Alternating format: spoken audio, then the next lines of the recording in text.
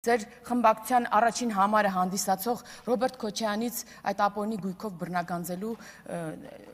այդ կարողության չափը ասում է բանա 135 տարի 135 տարին բերեցիք Քոչարյանի ոտերի տակ մատաղ արեցիք դրա մասին մտածեք ավելի լավ դաշնակցականներով Տիկին Վարդանյանն ասում էր մենք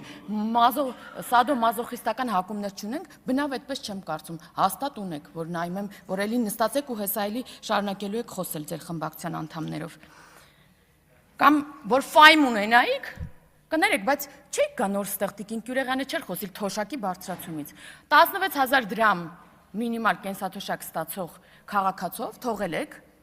հեռացել եք, մերժվել եք, գնացել եք Հիմա դարձել է օրինակ 46000 դրամ ու դա մինիմալ կենսաթոշակն է, որի վրա ավելանում է օրինակ բացի այն, որ մարդը ինչքան աշխատել է, այդքան ավել է ստանում, բացի դրանից այսօր մեր կենսաթոշակառուները ստանում են դեղեր, որի վրա իրենք բացառապես մեծ մասը իրենց կենսաթոշակի ծախսում էին դրա վրա, անվճար դեղեր, անվճար առողջության վիրահատություններ ու տարբեր ծառայություններ են ստանում։ Դրա համար, որ ֆայմ ունենայիք, դուրս չէիք գա ու գոնե այդ բարեփոխումների մասին չէիք խոսի։ Կամ Տիկին Գալստյան, դուք մեր երևի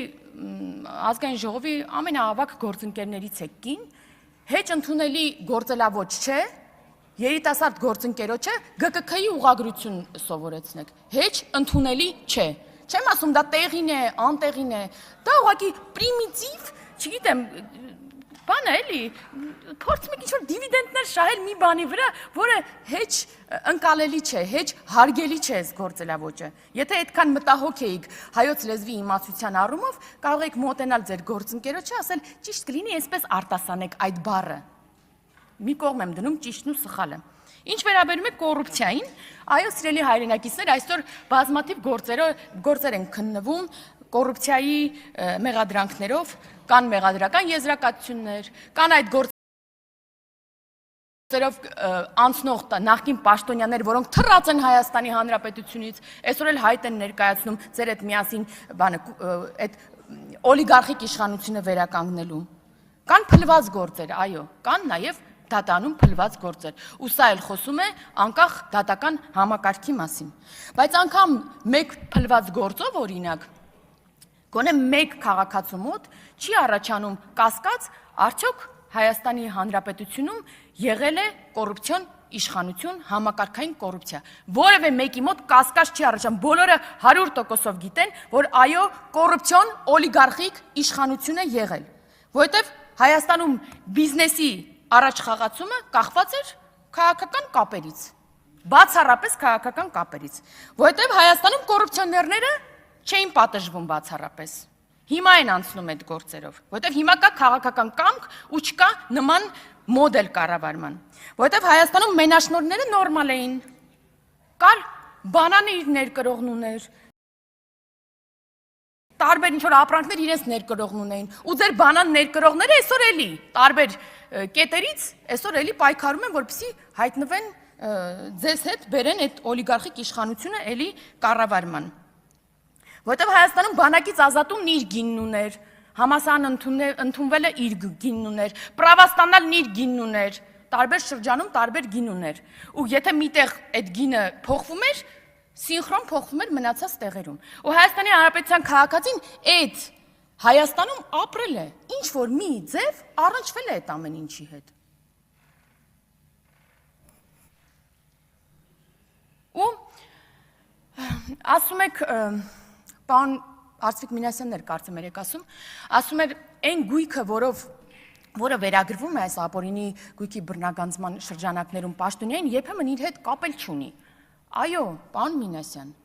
երբեմն ուղիղ իր հետ կապ չունի, ինչի այն ժամանակ այդքան այդ հարցերում անֆայն չէին, էլ քենի, էլ վարորդ, էլ բաջանաղ, մենակ իրանց անունով չէին անելու, բայց որ դուք ձեր շուրջն եք նայում, կամ պտտվում եք ձեզանից ձախ, նայում եք այն մյուս ֆրակցիային, չեք հասկանում, որ ամբողջ կյանքում չինովնիկը, պետական ծառայողը չէր կարող այդ դղյակներն ունենալ, այդ կարողություններն ունենալ, միանգամից 26 գույք ապօրինի բողոքնի գույքով անցնել, անշարժ շարժական տարբեր գույքեր ունենալ, մի քանի 100 միլիոնավոր դրամներ չհիմնավորված փողեր ունենալ, պարզապես չէր կարող։ Կամ Տիկին Գյուրեղյանն ասում է, դուք վախենում եք, որ չեք կարող ձեր հիպոթեքները մարել։ Այո, Տիկին Գյուրեղյան, մեր ֆրակցիայի գերակշիռ, երևի ես չգիտեմ մարդ որ չունի, հիպոթեք, վարկ, որովհետև մենք սովորական ոնց որ մեր ժողովուրդը ապրում ենք այդ կերպ, մենք չունենք այդ միլիոնները, որ տանք եւ տուն առնենք մեզ համար։ Կներեք, չունենք, չենք մեր հայրերը չեն գողացել, մենք չենք գողանում եւ չենք գողանալու։ Կամաց կփակենք, ունենանք արդար քրտինքով մեր տունն էլ, մեր մեքենան էլ եւ որևէ մեկը չի անիծի մեր երեխաներին եւ հետո չենք գնա եւ ձեր նման չենք վախենա բանից, բանտում հայտնվելուց։ Մեզ ամենաշատը մեր քաղաքացիները մեղադրում են ամենաշատը նրանում, որ դուք միջև հիմա հնարավորություն ունեք, ոչ միայն դուք, նախկին իշխանության տարբեր նաև ներկայացուցիչ, միջև հիմա հնարավորություն ունեք, ասում են, ձեր թուլությունն է, որ միջև հիմա նրանք հնարավորություն են խոսալու, հնարավորություն են առաջադրվելու։ Մենք իհարկե ես ներողություն եմ խնդրում տեմպերի համար, սիրելի հայրենակիցներ, բայց պետք է հասկանալ, որ մենք եկել ենք իշխանության ու մարմիններ ենք ստեղծել հակակոռուպցիոն։ Մենք եկել ենք դատարան ենք ստեղծել իր այցյաններով, օրենք ենք ընդունել ապօրինի գույքի բռնագանձման մասին, որը այս մարդիկ գնացել բողոքարկել են սահմանադրական դատարան, այն մարդիկ, որոնք պետք է անցնեն այդ օրենքով եւ անցնում են։ Ու 1 տարի առաջ է սահմանադրական դատարանը վճիռը հրապարակել, որ հակասահմանադրական չէ այդ օրենքը։ Դրա համար այդպես է ստացվել։ Իսկ ինչ ունենք այդ օրենքով։ Այս կարճ ժամանակահատվածում այս տարվա փետրվարի դրությամբ 612.5 միլիարդ